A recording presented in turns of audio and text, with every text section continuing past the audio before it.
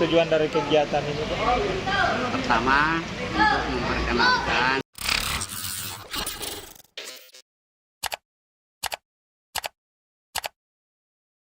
Jadi pada saat kita share, nanti kita berkasih ke menjadi orang gratis. Tidak ada biaya apapun. Jadi kami bayar sebagai orang senang berbelanja. oh iya,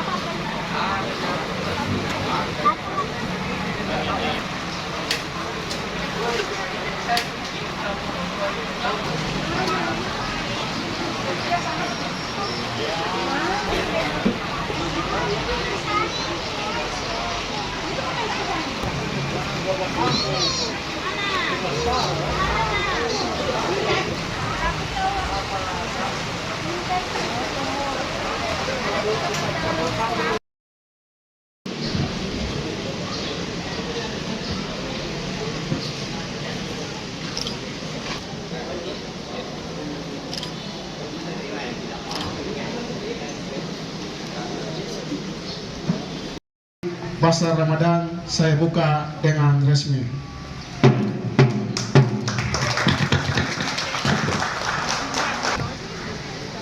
Ya, foto bersama. Pak, seperti apa sih Pak tujuan dari kegiatan ini, Pak? pertama untuk memperkenalkan bahwa Basnas ada di Maros.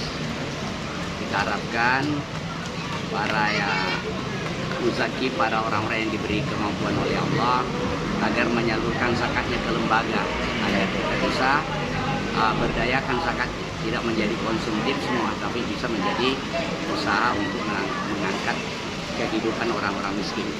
Seperti ini, ada pengusaha-pengusaha kecil kita kasih modal tanpa bunga, dia sudah bisa berbuat.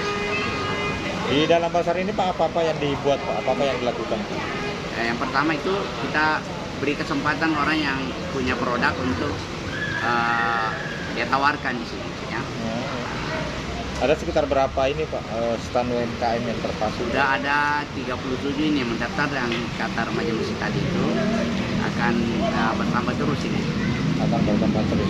Pak, jadi yang berdagang di sini adalah binaan dari Basnas sendiri, Ya, Pak? binaan kita yang sudah pernah dikasih modal tanpa bunga, dia sudah berusaha. Pak, ini salah satu upaya dalam mendongkrak ekonomi Pak ya? Iya.